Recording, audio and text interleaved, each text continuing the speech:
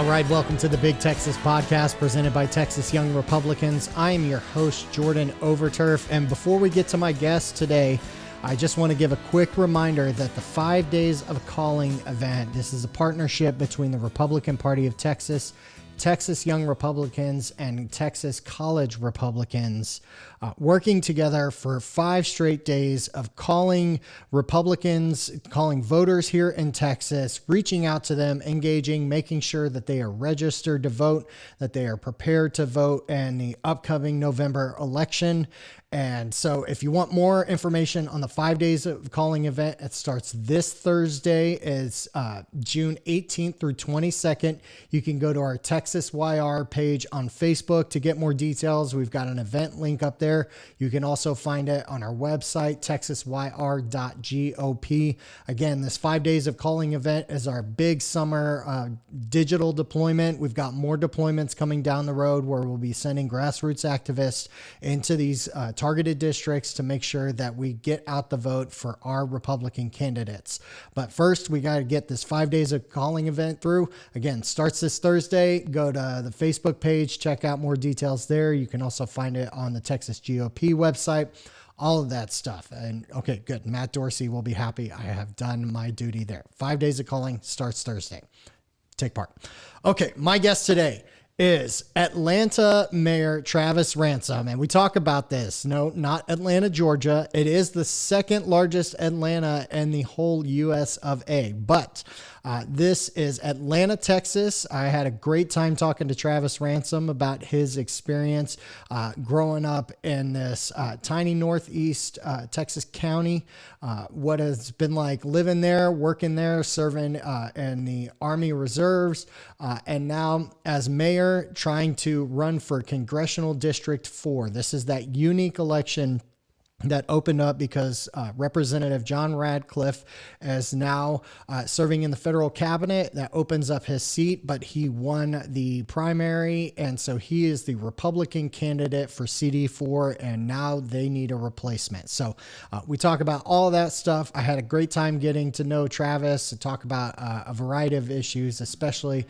things on criminal justice reform, how his specific city and county have responded to coronavirus, all the things that I know voters are going to be talking about as they head to the polls in November. So, as always, talking too much, I'm going to get out of the way. Ladies and gentlemen, without further ado, Mayor Travis Ransom. So, Mayor Ransom, thank you so much for taking time to join us. Such a quick turnaround for this CD4 race. First off, just how are you and your family doing? You know, how have things been going as you've decided to jump into this race? It's been good. It's been interesting. We've got a good support network. So my kids are, they're being, shuttled from house to house. Neighbors and family are taking care of the kids while my wife and I try to hit the campaign trail and see as many of these precinct chairs and county chairs as possible. Yeah. So before we get into you and your background and stuff, can you explain to people exactly how this unique election is actually going to take place? Yeah, absolutely. It's a really unique, historic moment because what you've got is Congressman Ratcliffe, of course, was appointed and confirmed to be the next director of National Intelligence. And what they will do, the Republican Party will have to replace him on the November ballot. And in order to do so, they will have to bring together the Congressional Executive Committee made up of the county chairs and precinct chairs in the 18 counties that are contained in Congressional District 4. And so it's a neat process because the true grassroots, most local level are your precinct chairs. Those are the most local elected people that you could possibly have. And they're in the driver's seat. And so this is a perfect display of our two-party system functioning and why it's so critically important that we participate on the very local level, because there's 341 precincts, I think, in Congressional District 4, but roughly 150 are going to wind up deciding who the next congressman is, because there are so many vacancies. There are a lot of precincts where it's just hard to find somebody to serve. And so there's a lot of vacancies, and unless the rules change at the state convention, those vacancies will remain. Now, the rules could change because there are some precinct chairs who had been appointed or stepped in after the primary, and so they're ineligible to vote on August the 8th at the special Congressional Executive Committee meeting unless the rules change, which is possible. I mean, the state convention, I know that there are some counties that will ask for that because they feel like they're being not able to participate because they don't have precinct chairs assigned. So it's an interesting, like, inside baseball kind of election that I've never seen in my lifetime, and I don't know that. I mean, similar things have happened before, but not quite like this. It's really interesting. Yeah, I was talking to RPT Chairman James Dickey about this, and he was very cautious to make sure it's not a special election because that has a legal definition here in Texas. So that's why he coined the phrase "a unique election" for you. Yeah. And CD4 is a pretty big district. When you look at the map, spanning all the way along the Red River, covering from Texarkana all the way over to Rockwall, that's a pretty significant chunk of Northeast Texas. Is that correct? It is. Yeah, that's right. It's. I was in McKinney over the weekend at the Collin County Convention. That's one of the two counties that is split. And it's 162 miles from my house to Collin County, or to the precinct. I marked off the mileage, and it's a big district. It's a lot. There's a lot of land. It's a very predominantly rural district, and of course with the urban area on the west side of the district. Yeah, and so people are clear. You are from the district. You live in the district. You have lived in this district for quite some time, correct? I am a lifelong resident of Cass County, have always lived in Atlanta, Texas, and I am, I think, the 5th generation from Cass County. So yes, deep roots in the district. Yeah, you gave quite a few people heart attacks when the Twitter notification came across that the mayor of Atlanta, which was the mayor of Atlanta, Georgia, was trending for a completely different reason. And so, everybody thought Keisha Bottoms was moving to Texas. I know. Well, and because of the way the rules work, that is something that is feasible, which I got to say for you, sir, that's genius, because you've got Rockwall, which is a huge town, tiny county, right? You can fit all of Rockwall County into Cass County, yet the population there has to kind of dwarf most of the other cities in this district, correct? Yes, that's true. I think Rockwall County has somewhere in the neighborhood of 63,000 registered voters, and we have a population in Cass County of about 30,000 in the whole county. So, yeah, there's a disparaging number there. However, the precinct chairs or the precincts are not proportional to population, which is interesting. So it's almost like a mini electoral college effect when you talk about rural versus urban, or spreading out the precincts. When you look at Bowie County, which has Texarkana, they have, I think, 40 precincts compared to Rockwall's, I think, 18 precincts. Now, not all of those are filled, but there's certainly a whole lot more precincts in Bowie County than there are in Rockwall County. And the population is about 10,000, I think, less in Bowie County than in Rockwall. So it's, like I said, it's a very interesting environment. And meanwhile, Atlanta is over on the east portion of the state, south of Texarkana. Old State Rep Jay Dean gets a lot of ribbon in the legislature for being almost Cajun. For one, his accent doesn't help. I mean, he's got one of those thick Louisiana accents, right? Yeah.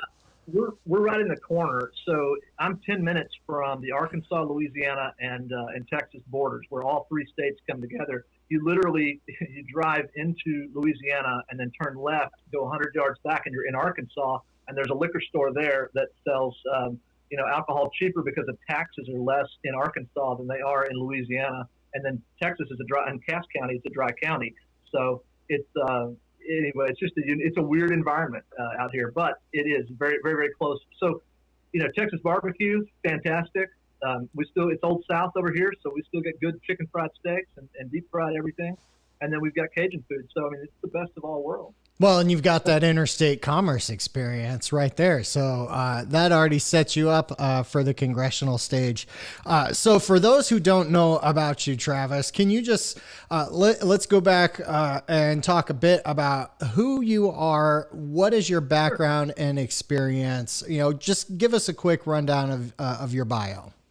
Yeah, absolutely. So there's a lot of good candidates who are coming out looking at this race. Some of them have legislative experience. Some of them have local elected experience. Some of them have worked at the party level for different things. Some of them have worked in private business, and some of them have military experience. And I have all those things. I've spent 23 years in the Army Reserve as a counterintelligence and human intelligence agent. I am a command sergeant major now, and still in the Army Reserve. My unit is out in Orlando, Florida, and it's Expeditionary Military Intelligence Battalion. So that's my background on the military side. And then I'm also the mayor of Atlanta, of course, the second largest Atlanta in the nation. And then I work for Offenhauser Insurance. It's an old, founded in 1882. It's an insurance agency. So I work with small business doing insurance for them. So that's my private sector background. But I've been a delegate at state conventions. My father was a Cass County Republican chair back when the Republican Party could meet in a phone booth when I was a kid growing up. So I served as a page, and I've been a delegate a couple of times at the conventions. And then I for 11 years, I was the district director for Texas State Senator Kevin Eltai. So he was in the legislature from about 2005 until 2015 is when I worked for him. So 10 or 11 years there that I worked for him, and really got to travel the district and go back and forth to Austin, work on a lot of interesting legislation. So I understand the process. So when this opportunity came up, I had a lot of friends, who were very supportive and wanted me to jump in because they felt like a majority rural district needed rural representation. And there were a lot of folks who were interested in the position that didn't live in the district. And so we jumped in with both feet, and it's going very well. Well, you certainly have gotten people's attention, starting off with a little bit of a scare. Before we get into policy and stuff like that, I was just curious, what was the most entertaining text message or response you saw to your announcement as people gathered facts and figured out who this person from Atlanta was? Well, I don't know. I saw somewhere they're like, "Oh my God, it's 2020. When's it going to end? Like, what's going on with this crazy year?" So, yeah, it's always interesting to meet people and be introduced as the mayor of Atlanta, and they get wide-eyed and wait a minute, I don't think that's right. And but yeah, there are several Atlantas. Like there's Atlanta, Louisiana, Atlanta, Missouri, Atlanta, Arkansas, and Atlanta, Texas.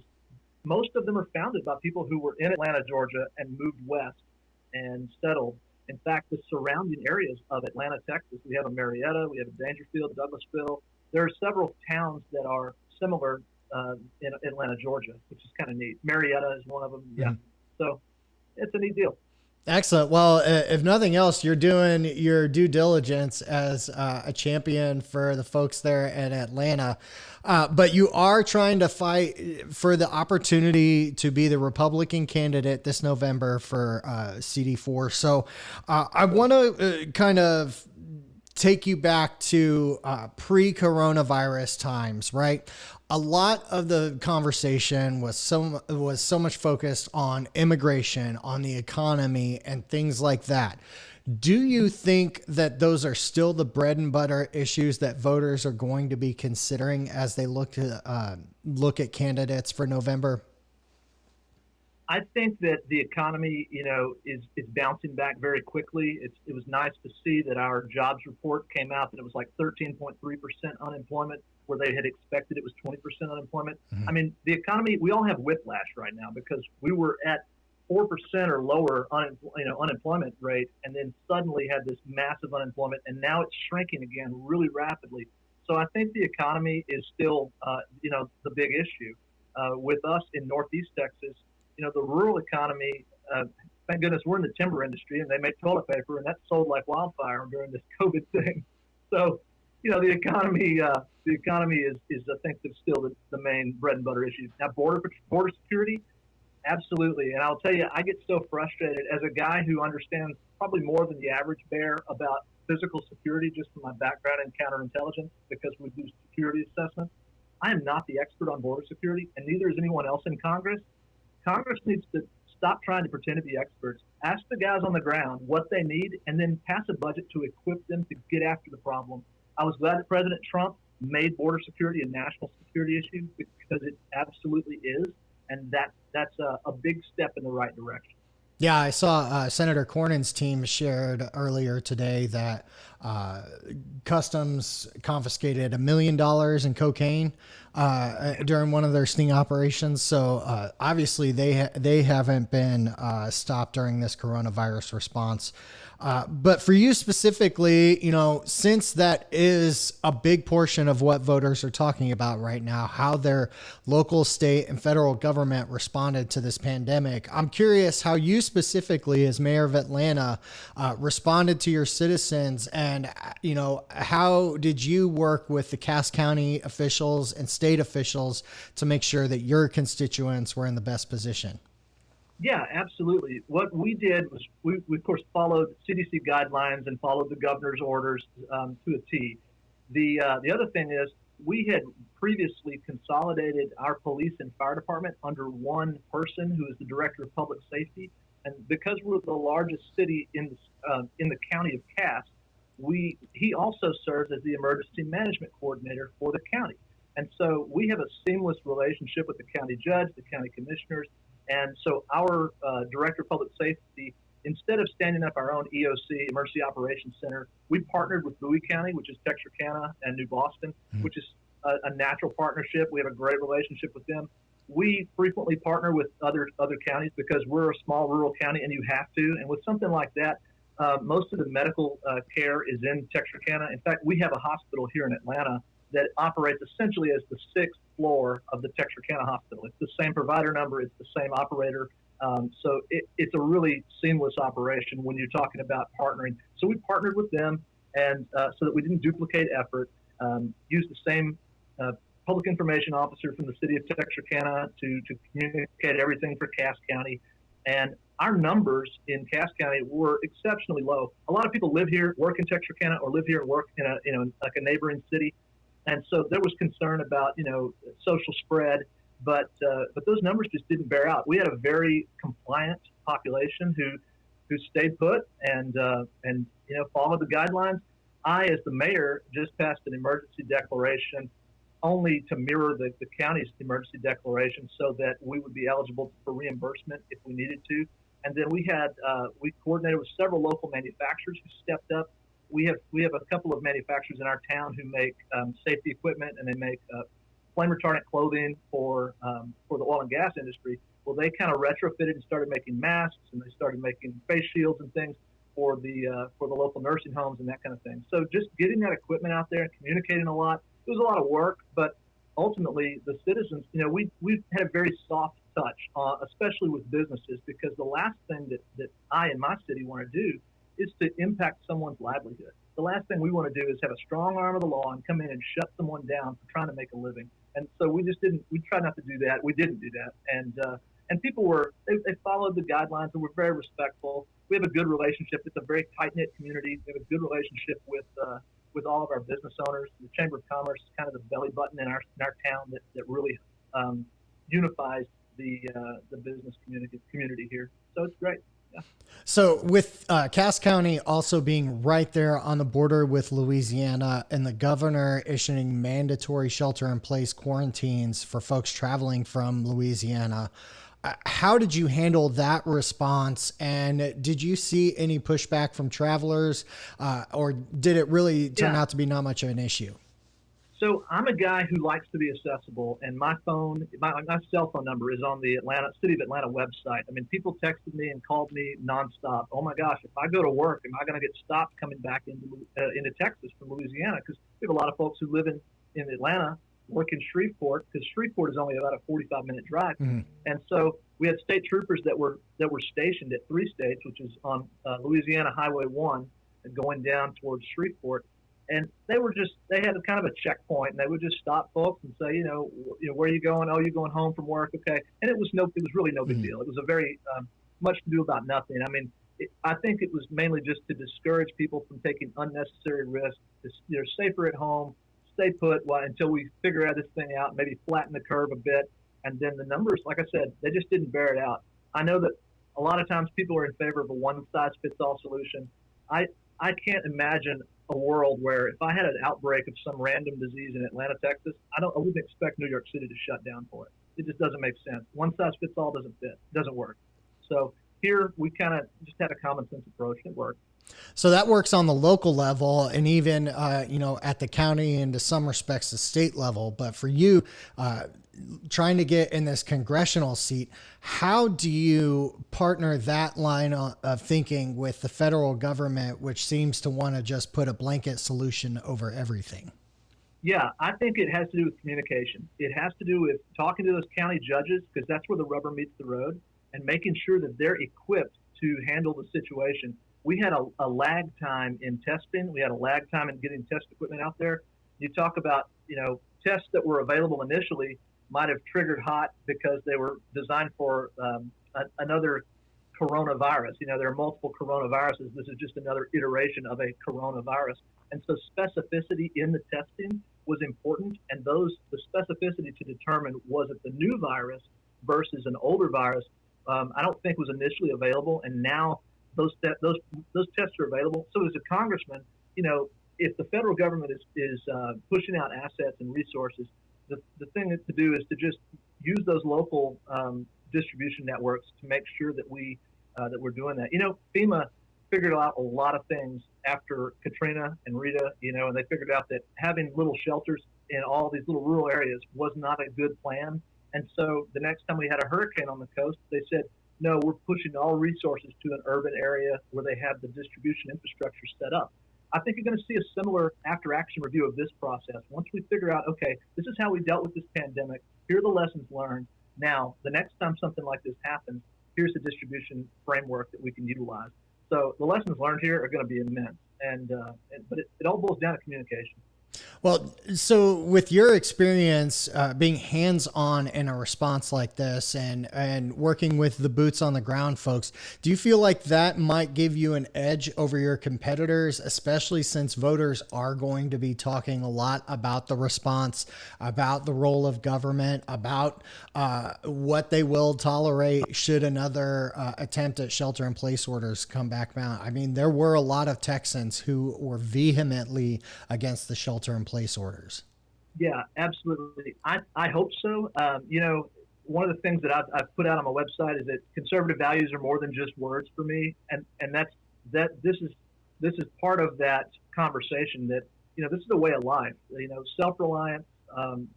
Being responsible for your own health, your own safety. That's part of our makeup as a Republican. And so, being conservative. The proof is out there in the policies we've set, the actions we've taken, and so other candidates may not have that experience because they weren't in a locally elected position, or because the situation was different, in their community. But anyway, I think we've done a good job here. Of course, I'm biased because I'm the guy in the seat. So. Anyway. Well, I'm sure if you have any constituents there in Atlanta who are opposed to any of your actions, they'll make themselves heard loud and clear. I'm sure they will. So, a lot of Republican grassroots activists have been going through their county convention process and things like that on the way to state convention. Where is Cass County in this process? Have you guys already gone through your convention process? Yeah, Cass County already had their county convention. It was I think it was 3 weeks ago. Okay. Where they had their county convention. They actually had it before I announced for my candidacy. Mm-hmm. It's weird because you say, well, I've announced my candidacy, but really you're not a candidate until you're nominated from the floor at the executive committee meeting on August the 8th. So, but before I announced that I was interested in the position, I did attend and I did speak to the group about the potential for running. Mm-hmm. And so, and that's kind of what we've been doing. Sorry, that was the Emergency Operations Center clicking in there. We've been going to as many county conventions as we can to try to get in front of those precinct chairs and those county chairs to talk to them about the experience that I had, to talk to them about what they need to see in a congressional, a congressional representative, because it's so vitally important. I mean, they're big shoes to fill. When you're talking about Jon Ratcliffe, they're big shoes to fill. Mm-hmm. And yeah. So for you, as you go out and have these conversations with these Republican precinct chairs, What are the issues that they bring up to you as their priorities? And, where do you think you fare in terms of the other candidates that you do know about? Sure. So, the other priorities, one of the things that's a recurring thing is high-speed internet. High-speed internet, broadband, access to broadband internet puts us in a rural area. We have a unique perspective. Certainly the folks in maybe the urban areas of this district might not have these challenges, but in our area, in my area, we have a 1-to-1 student to computer ratio in Atlanta Independent School District. Every kid has a computer that's given to them by the school, which is great. For those kids who have access to broadband internet, it's the window to the world. They can research their heart's desire, whatever. They can do their schoolwork. Those kids who don't have internet at home, they have a fancy paperweight.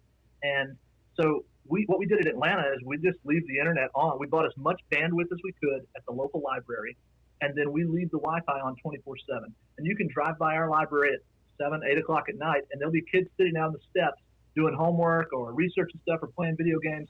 And we're trying to, in fact, we've written some grants with the Talker Foundation, which is a private foundation, to try to expand our Wi-Fi hotspot to include all of downtown. We want to make our downtown area a hotspot, which is really cool.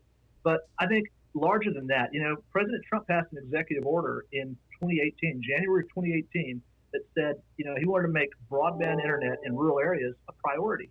And I, as a local leader, have been begging for that. Send it. We want to see broadband internet expanded. We're at a disadvantage educationally. We're at a disadvantage with telemedicine, healthcare, a disadvantage with economic development because we don't have broadband internet access in the rural areas. And we've not seen the dots connected from the White House to my house. I need the dots to connect. And that's one of the things I'm excited about working on as the next congressman, to connect those dots. So broadband internet is probably one of the number one recurring topics. Well, and it's interesting that you bring that up because I think coronavirus has certainly made more people aware of not only how crucial it is to have that access available for students and for, the young folks connecting teachers and things like that, but I think it has also made people understand that there are more work from home opportunities that could be available if broadband were the priority issue, especially when you consider infrastructure is such a huge deal in Texas. I mean, we're talking billions upon billions. Down in Travis County, they're trying to work deals to create a subway line or some kind of metro rail and take away from other transportation projects in order to do that, right? And that's a whole other issue aside, but getting back to the point that if we had more work from home opportunities because we had an expansive broadband network, doesn't that seem like a more affordable, more efficient use of taxpayer dollars than putting so much into these roads that can't keep up? Absolutely. I mean, it makes perfect sense. And COVID-19 has just put the big exclamation point on the whole issue, because everyone has had to be, I was joking with my pastor, and I said, you know what, this thing has turned all of you guys into televangelists now. You've had to embrace technology, and so they have, and everyone has really embraced technology. I've had more Zoom meetings with clients and with friends. We had a mini class reunion with Zoom. We've had birthday parties via Zoom, family reunions. I mean, wow. The amazing amount of technology that we've embraced in such a rapid amount of time, I think brings the point home really, really well. And yeah, the money that we would save on those ridiculously large infrastructure projects. Excellent. So I want to fast forward a little bit past August. Let's say that you are successful in your bid to become the Republican nominee for CD4. As you look down the road to November, what is your broader message to voters? Why should they consider you, Travis Ransom, for this congressional seat? Sure. Well, experience matters. And I'm a guy who's really in touch with our threat environment right now. Whether it's national security stuff when we're talking about China robbing us blind, or holding China accountable for COVID, or holding China accountable for really anything. I mean, from their human rights atrocities to their environmental abuse. I mean, holding China accountable, one. Russia and their influence campaigns, North Korea, Iran funding terrorism. I mean, and then the counterterrorism threat, which is just our forever war in the military. Our war, as an intelligence guy, my war didn't start before 9/11, and it won't end when we're out of Afghanistan and Iraq. The intelligence war is perpetual, and we have to regain our overmatch. So many things impact national security, and one of them is funding. We have an accordion effect with our national defense sometimes because of sequestration or because Congress can't pass a budget. Red River Army Depot, large manufacturing base and job base in Bowie County, over 5,000 employees out there. They'll have massive layoffs because of funding issues, and then suddenly they're hiring everybody back because, funding was unlocked. We have to regain our overmatch of our near-peer competitors like China and Russia, and in order to do that, we need a stable funding source. And so that's something I'm looking forward to changing. That's something I've been as big of an advocate as I could from the inside as an Army, command sergeant major asking for funds and planning for the future. But I can't do that in uniform. I have to put on the suit and be in Congress to really affect the budget and the policy. Well, I know right now one of the big issues that is taking over the mediascape right now is criminal justice reform and the response to George Floyd's murder in Minneapolis. Texas YRs is certainly a big bastion for large criminal justice reform changes here in Texas. For you personally, where do you stand on criminal justice reform? What are some policy areas where you think you could support those in DC, and where do we need immediate changes? Yeah, so in the military we have a uniform code of military justice, and that is, I think the police probably have a very similar code of ethics that they fall under, and it's a difficult balance because you want local control, but at the same time, you want a national standard. And so engaging the experts in that conversation and engaging young people in the conversation, I think, is important too, because this is a generationally shifting issue where, my son has a much different perspective on race issues than my generation, and I have a much different perspective than my father's generation and so forth, because generationally we've adapted and our environment has changed drastically. And so I think it's imperative that we engage young people in this conversation because they have a much different perspective than a lot of the old voices that we've been hearing from over and over. But I think it's a worthy cause. We've got to get it right. I think that we need training on both sides, both in law enforcement, but we also need training in the population. One of the things when my son got his driver's license, I made sure that I trained him on how to properly respond to being pulled over. To pull over well off the road so that the state trooper that's pulling you over is, feels like you've pulled over to comply, turning off the engine and putting the keys on the dash, turning the dome lights on, rolling down all the windows so that he can see inside the vehicle and make sure there's no threat, and keeping your hands in plain sight. I mean, just some common sense things to be calm and to show respect for that authority so that you're not being perceived as a threat. That's so critically important for young people to know that those guys are out there to serve and protect, and they need to be safe, and you want them to come home at the end of their shift. So I'm talking to a lot of my law enforcement friends from the military.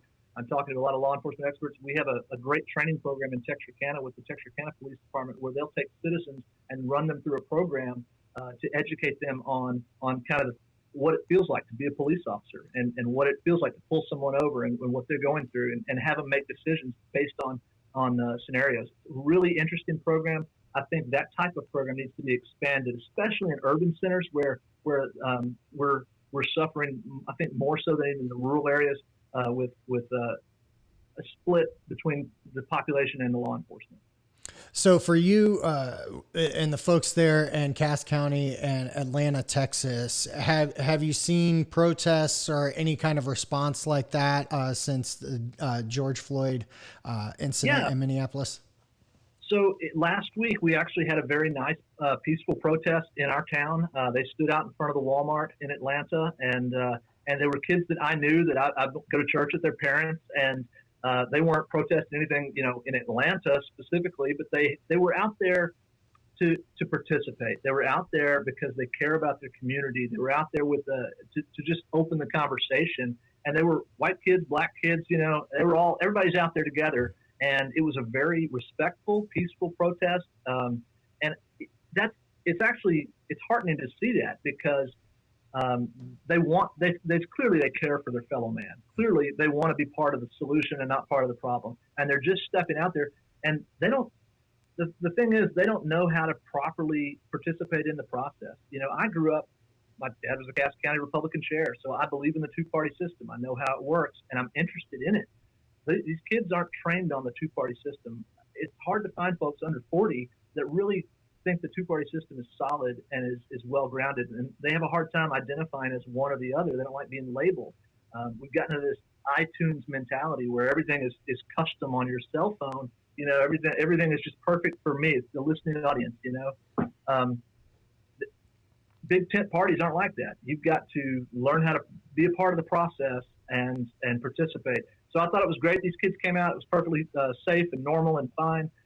Then a few days later, a group of area pastors came together. We did a community prayer service and praise and worship service downtown. And we had a terrific turnout. I mean, we probably had 150 people out there of all walks of life and in all faiths and all, every demographic. They were all represented. And that's kind of I feel like Atlanta showed how it's supposed to happen, how a community can come together. And I'm proud of the community, obviously, proud of the town. I think they did a great job. Excellent. Well, you obviously are a very busy man right now, making sure things are still running in top shape there in Atlanta and trying to run for this congressional seat. I thank you so much for your time. Before we get out of here, for those who want to learn more about you or your campaign or about CD4, what is the best way for them to do that? Yeah, absolutely. Check out our website. It's travisransom.com.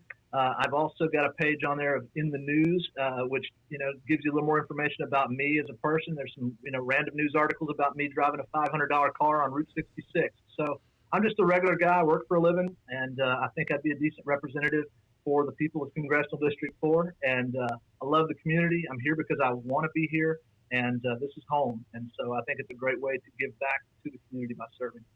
Excellent. Well, Mayor, I appreciate your time. Thank you for your military service. Thank you for your service to this state and to your community. We wish you the best of luck. Maybe we'll see you down the road at state convention. If not, if you are the man that gets the nod, we'll try and bring you back on so we can talk a little bit more about November 2020 and what you're going to do to bring home victory in CD4. Absolutely. Thank you so much, and thank you for what you do for the young Republicans. You're bringing up the next generation. It's awesome. Excellent. Thank you, Mayor. Have a good day.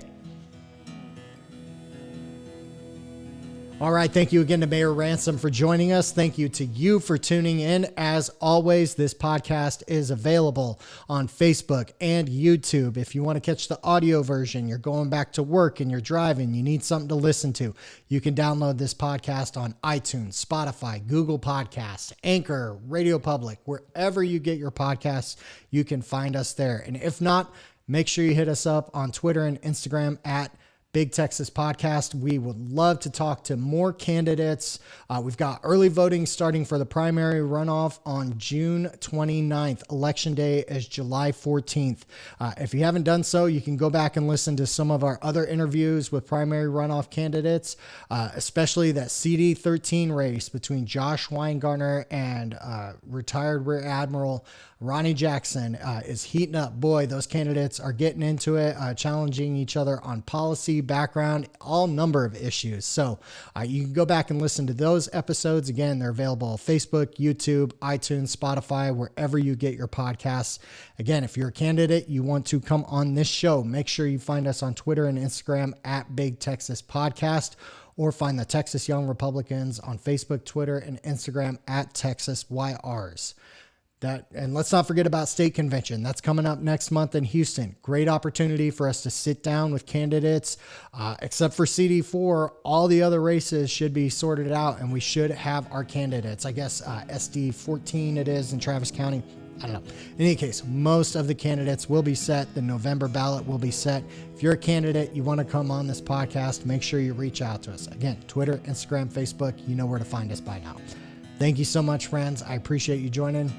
Till next time, we'll see you down the road.